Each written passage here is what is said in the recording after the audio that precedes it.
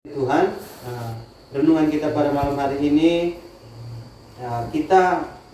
bagaimana kita dapat menyadari rencana Tuhan itu di dalam kehidupan kita, ya. Di dalam ayatnya yang pertama hingga ayatnya yang kedua, di sini mengajarkan kita supaya kita jangan melupakan ajaran Tuhan dan biarlah kita dapat memelihara perintah Tuhan. Maka janji yang diberikan adalah panjang umur, kesejahteraan, dan lanjut usia. Nah, di sini menuntun kita bahwa hidup sesuai dengan kehendak Allah dapat membawa berkat yang nyata dalam kehidupan kita. Ya, dapat membawa berkat yang nyata di dalam kehidupan kita. Nah, teman-teman yang diberkati Tuhan, kemudian di dalam ayatnya yang ketiga sampai ayatnya yang keempat, di situ menjelaskan kepada kita bahwa kasih dan kesetiaan itu harus menjadi bagian dari kehidupan kita. Kasih dan kesetiaan itu harus menjadi bagian dalam kehidupan kita, dan kita akan mendapatkan kasih karunia dan penghargaan dari Tuhan. Ya, jadi di dalam ayat ini menekankan kepada kita betapa pentingnya hubungan kita yang baik dengan Tuhan dan juga dengan sesama kita. Ya. Nah, Bapak, Ibu dan juga teman-teman yang diberkati Tuhan, kemudian kita juga melihat di dalam ayatnya yang kelima hingga ayatnya yang keenam. Nah, di sini menjelaskan kepada kita bahwa percaya kepada Tuhan dengan segenap hati, dan kita jangan bersandar kepada pengertian kita sendiri. Jangan bersandar kepada pengertian kita sendiri, tetapi kita harus menaruh kepercayaan kita sepenuhnya kepada Tuhan. Bahwa di sini kita juga mengakui bahwa Tuhan yang memiliki rencana yang lebih baik dalam kehidupan kita. Jadi apapun yang kita perbuat, kita harus bersandar kepada Tuhan atau percaya bahwa Tuhan yang akan melakukan dan mempersiapkan semua yang terbaik kepada kita. Ya. Nah, kita lanjut di dalam ayatnya yang ke-7 hingga ayatnya yang ke-8. Di sini kita bisa melihat bahwa takut akan Tuhan dan kita harus menjauhi kejahatan. Ya, menjauhi kejahatan. Nah, di sini di dalam ayat ini menekankan kepada kita bahwa betapa pentingnya kita dapat menjauhi dosa di dalam urusan kehidupan kita hari lepas hari. Ya, kita harus menjauhi setiap perbuatan dosa. Walaupun kita sebagai manusia pasti tidak luput dari dosa. Setiap hari pasti kita akan berbuat dosa. Tetapi di sini mengajarkan kita supaya kita bagaimana kita bisa dapat menjauhi dosa tersebut. Nah, kemudian di ayat yang ke-9 hingga ayat yang ke-10 menjelaskan kepada kita bahwa kita harus memuliakan Tuhan melalui persembahan kita. Bagaimana kita harus menyisihkan dari penghasilan kita, atau mungkin dari teman-teman yang di sini kan belum bekerja, jadi mungkin dari uang jajannya boleh menyisihkan sebagian untuk Tuhan, dan juga untuk mungkin membantu orang lain. Itu sebagai contohnya baik kita, sehingga janji Tuhan yang Tuhan berikan kepada kita itu adalah kelimpahan dan kemakmuran, dan itu adalah melalui tindakan kita seperti yang tadi saya bilang, dan juga iman kita yang menentukan bahwa kita harus mengakui Tuhan sebagai sumber segala sesuatu. Ya. Nah, di sini teman-teman kita bisa belajar bahwa yang harus kita terapkan di dalam kehidupan kita hari lepas hari, sebagai orang-orang yang masih muda, yang perlu kita pelajari dari pasal ini adalah yang pertama di dalam mengambil keputusan. Ya, teman-teman. Jadi di saat kita dihadapkan dengan suatu pilihan. Di sini semuanya baru masuk, ada yang masuk SMA kan, ada yang baru masuk SMA, yang masih SMP nggak ada kan? Semua ada SMA kan. Nah, jadi maksud di sini dalam mengambil keputusan itu ketika teman-teman saat ini sedang di dalam bangku SMA pasti sudah memikirkan, saya ini mau kuliah itu mau masuk kemana, ya kan? Pasti sudah memiliki keputusan kuliah mau masuk kemana. Terkadang di dalam kehidupan kita pas masuk SMA saya udah bilang, saat kuliah saya mau masuk hukum, contoh. Tetapi dengan seiring berjalannya waktu, dengan pergaulan kita, lingkungan kita di dalam sekolah, pasti pikiran kita atau keputusan kita itu akan berubah. Ya, dengan pengaruh-pengaruh orang lain, dengan pengaruh-pengaruh teman-teman kita, mendingan kamu masuk sini aja, biar kita bareng.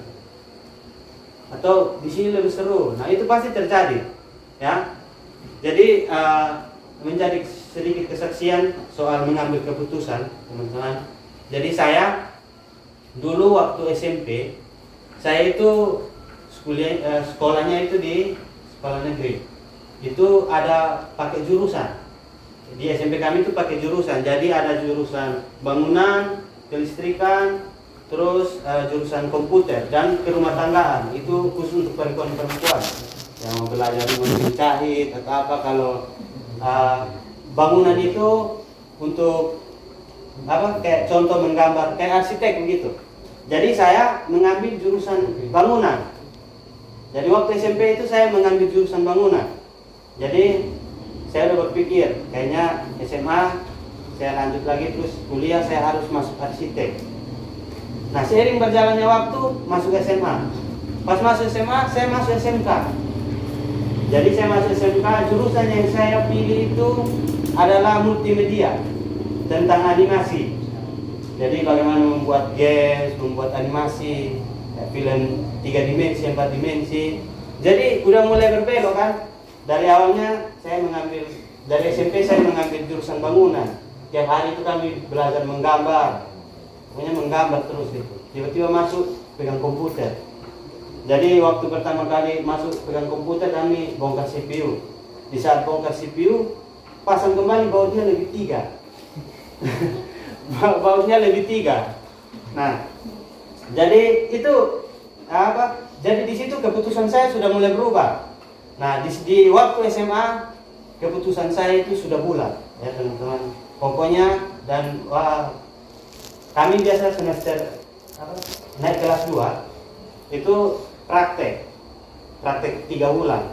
Jadi saya dapat praktek itu di suatu kampus yang sangat besar di Kupang, namanya Mundana, Universitas Mundana. Jadi saya di praktek di teknik elektro. Jadi saya yang biasa jaga-jaga lab komputer seperti itu. Jaga lab komputer. Misalnya anak kuliah mau pakai lab, ya saya harus siapkan nyalain komputer, CPU dan lain-lain. Jadi pas masuk ke situ, rektornya itu udah kasih rekomendasi. Kalau kamu tamat, kamu masuk aja ke sini, pokoknya tesnya kamu langsung lulus begitu. Jadi di situ saya semakin tergiur, teman-teman. Jadi pokoknya tekad saya udah bulat di situ. Saya masuk, pokoknya kuliah saya harus masuk ke Politeknik, ya, di Poltek. Jadi saya harus di situ. Pokoknya itu tekad saya sudah bulat. Nah, seiring berjalannya waktu, ketika saya sampai sudah tamat SMA, pokoknya itu tekad saya udah bulat, teman-teman. Saya harus masuk. Di saat saya mau mendaftar, tekad saya itu diputuskan pokoknya tekad saya itu mulai runtuh. Karena mama saya nggak mau saya masuk kuliah di Poltek. Tapi mama saya mati-matian, kamu tuh harus kuliah hamba Tuhan, kata mama. Pikiran saya makin gak masuk akal ini. Masa saya dari SMP bangunan, SMA saya masuk ke komputer. Kuliah apa salahnya saya lanjut, ya kan? Kuliah apa salahnya saya lanjut ke ngambil jurusan saya multimedia gitu. Jadi mama saya mati-matian harus saya masuk kuliah sama Tuhan. Di situ saya memberontak. Jadi masih ada aura-aura pemberontak saya mulai keluar. Jadi saya tahan setahun di luar. Setahun itu saya nggak kuliah. Setahun itu nggak pernah di rumah juga. Nggak pernah di rumah. Jadi biasa mama saya utus dua adik saya. Saya punya kedua adik laki-laki.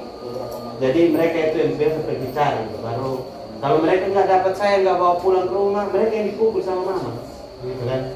Jadi saya selama hampir 1 tahun itu nggak pernah di rumah. Pokoknya pergaulan bebas lah. Gitu. Jadi saya itu nggak pernah di rumah, tiap hari di rumah teman. Nah satu kali mama saya itu kan ada adiknya di Lampung. Jadi dia itu adanya mama saya dulu ada satu masalah, dia lari ke Lampung udah dari saya waktu masih PAUD. Jadi waktu saya masih PAUD dia udah bilang. Di situ mereka berdua saling kontak. Jadi om saya ini udah belikan tiket, tapi mereka nggak ada konfirmasi sama saya. Mereka belikan tiket, tiba-tiba besoknya mau berangkat hari ini, sore ini mama saya pergi cari saya sama bapak saya diikat. Dapat, terus saya diikat, dibawa pulang ke rumah kan.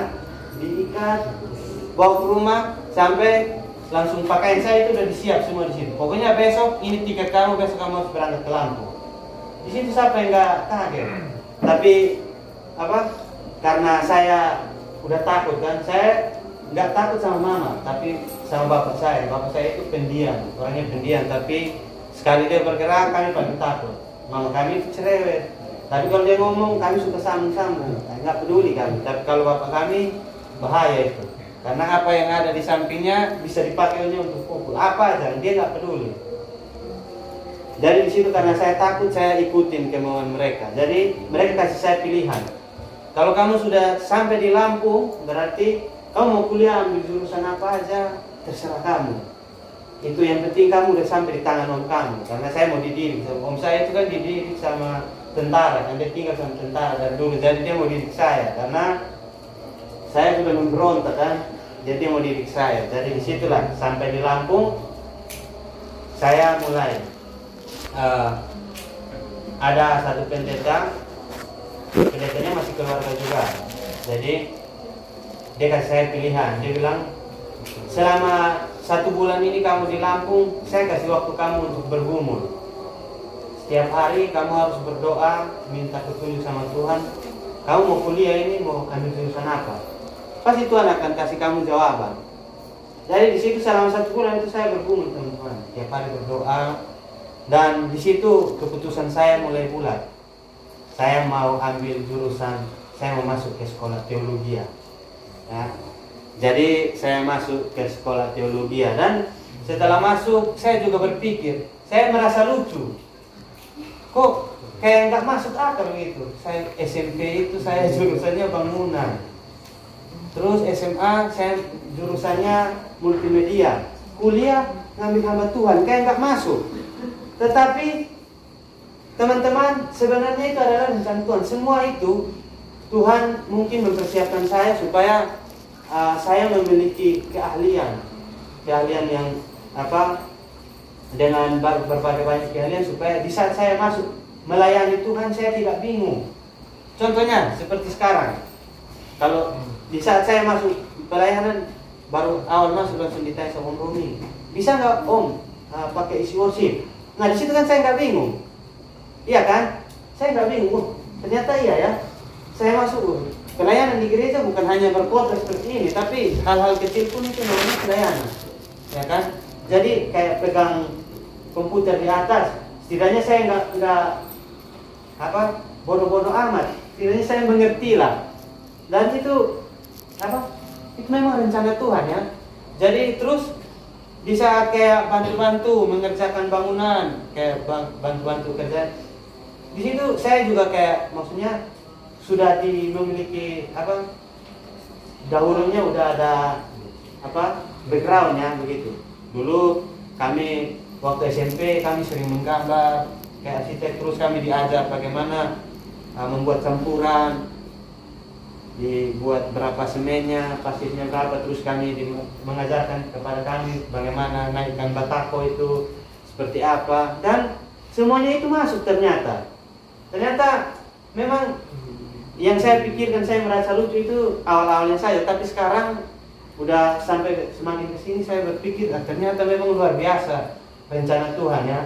Jadi Tuhan itu dari awal sudah memiliki rencana kepada saya begitu.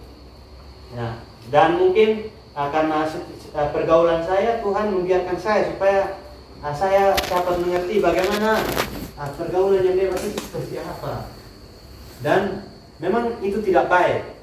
Tapi puji Tuhan, sampai sekarang ini saya masih berdiri dan bisa menyampaikan firman Tuhan kepada teman-teman. Nah, di situ teman-teman, ya itu yang menjadi kesaksian saya di dalam mengambil keputusan. Jadi memang terkadang, pokoknya teman-teman ada yang baru masuk kelas 1 SMA, pasti dia udah mikir, aku lanjut kuliah ini, aku mau ambil ini. Tetapi percayalah, pasti seiring berjalannya waktu, pasti ada bisikan-bisikan dari teman-teman atau dari teman-teman atau siapa aja. Pasti mendingan kamu ambil ini aja, kuliahnya ambil perawat aja, kayaknya lebih seru gitu. Atau ada sahabatnya, biar kita sama-sama terus, kamu ikut aja lah, kita sama-sama ambil satu jurusan. Padahal tekadnya yang dari awal itu udah bulat, tapi karena ada bisikan dari teman-temannya atau godaan dari teman-temannya, akhirnya bisa ngikut. Nah, teman-teman, jadi di dalam mengambil keputusan itu, di saat kita dihadapkan dengan suatu pilihan yang sulit, mungkin kita bisa berdoa dan meminta hikmat daripada Tuhan ya, supaya Tuhan memberikan hikmat kepada kita, dan apa yang sudah menjadi tekad kita atau apa yang mau kita menjadi keputusan kita, jangan diganggu-ganggu, dan biarlah itu menjadi tekad yang sudah bulat begitu ya teman-teman. Jadi biar kita terus diberkati Tuhan dan kita mau selalu mengandalkan Tuhan di dalam segala kehidupan kita. Dan yang berikut, bagaimana kita dapat berinteraksi dengan Tuhan dan juga dengan orang lain. Nah, di poin yang kedua ini kita ya belajar bahwa kita harus berusaha untuk selalu bersikap baik dan juga mengasihi dan setia di dalam kehidupan kita dengan sesama kita, dan juga terlebih dengan Tuhan ya, terlebih dengan Tuhan. Nah, melalui doa-doa kita. Jadi cara kita berinteraksi dengan Tuhan ya, kita harus berinteraksi melalui doa dan juga mengerti maksud firman Tuhan, membaca Alkitab ya teman-teman. Dan di sini juga mengajarkan kita bagaimana kita dapat mengelola keuangan kita, bagaimana kita dapat menyisihkan sebagian dari kepunyaan kita untuk Tuhan, dan juga untuk berbagi kepada sesama atau orang-orang yang lebih membutuhkan. Dan yang terakhir, di dalam menghadapi suatu tantangan, kita bisa mengingat bahwa janji Tuhan itu akan selalu menolong kita, akan selalu menuntun kita, sehingga kita dalam menghadapi sesuatu ya kita harus bersandar kepada Tuhan, dan biarlah Tuhan yang selalu menolong kita untuk melewati setiap tantangan yang kita hadapi ya. Jadi biarlah kita semua dapat mengerti firman Tuhan pada malam hari ini. Firman Tuhan yang singkat yang boleh saya sampaikan. Mungkin ada tambahan dari Bapak Pendeta atau Ibu. Oke, baik. Jika tidak ada, mari kita bersatu di dalam doa. Terima kasih Tuhan, kami bersyukur buat firman-Mu yang sudah kami dengar pada malam hari ini. Biarlah kami dapat mengerti apa yang menjadi maksud Tuhan di dalam kehidupan kami, agar kami lebih lagi menjadi anak-anak yang lebih mengandalkan Tuhan di dalam setiap kehidupan kami. Terima kasih Tuhan, ini doa kami. Haleluya, amin.